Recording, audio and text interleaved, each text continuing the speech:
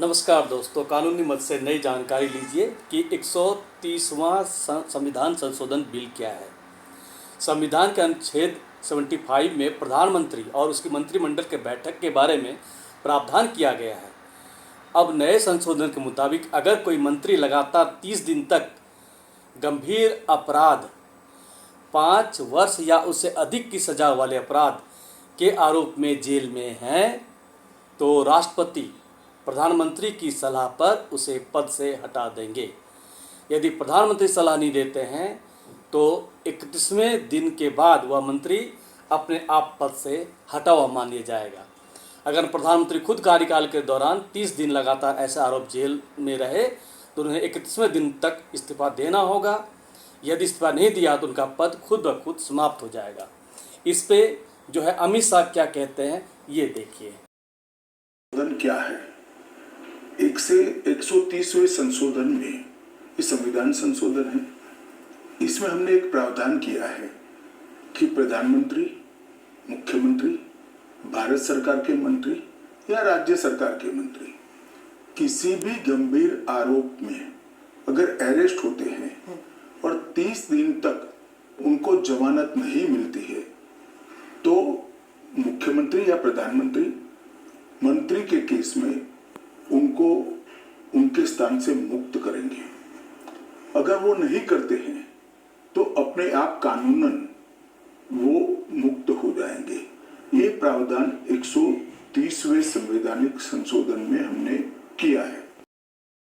हमारे गृह मंत्री अमित शाह ने बड़ा क्लियर कह दिया कि ये कानून तो पास होगा और जेपीसी के द्वारा होगा। हम इस पर अपना एक लीगल एक्सपर्ट का ओपिनियन भी लेते हैं। सुनिए इनकी बातें। जो नया बिल आया है ये क्या बिल है जिसमें चीफ मिनिस्टर और प्रधानमंत्री भी अपना पद छोड़ने को मजबूर है? इसमें यही इस बिल में दिया हुआ है कि अगर 90 दिन तक अगर कोई जेल में रहते हैं तो उनकी सदस्यता खत्म कर दी जाएगी।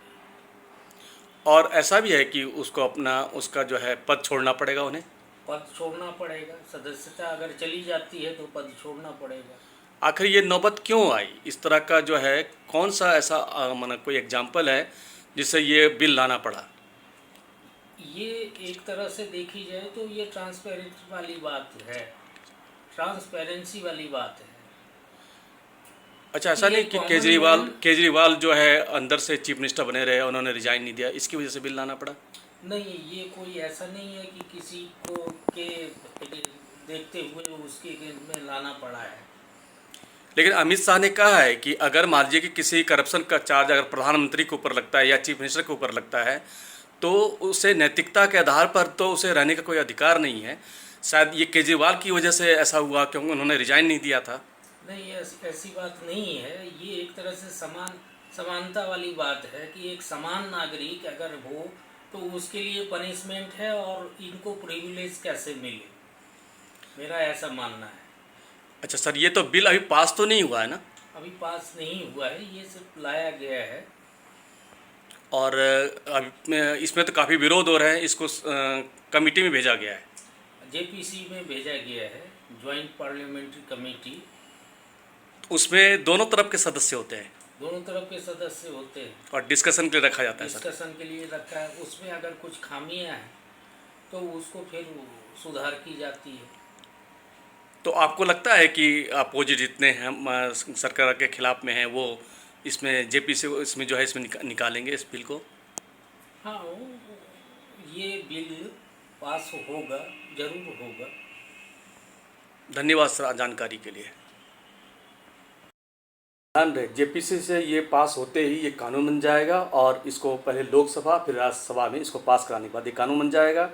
फिर जितने भी चाहे किसी भी पार्टी के हों, चाहे भाजपा के हों, चाहे किसी अदर कांग्रेस के हों या आम आदमी पार्टी के हों, अगर वो 30 दिन के अंदर जेल के अंदर रहते हैं तो उन्हें जो है मंत्री पद छोड़ना पड़ेगा, या अगर नहीं छोड़ते हैं तो 30 दिन के बाद अपने आप वो उनका जो है पद समाप्त हो जाएगा। धन्यवाद।